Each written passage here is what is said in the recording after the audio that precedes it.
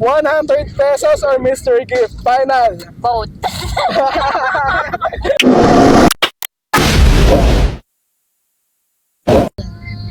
Ang naman na ito, skincare. Sige, ito na lang. Gusto ko i-try yung The Face Shop. The Face Shop or 20 pesos? The Face Shop. 40 pesos or The Face Shop? Face Shop. Sure? Yun. 60 pesos or The Face Shop? Ano, bakit?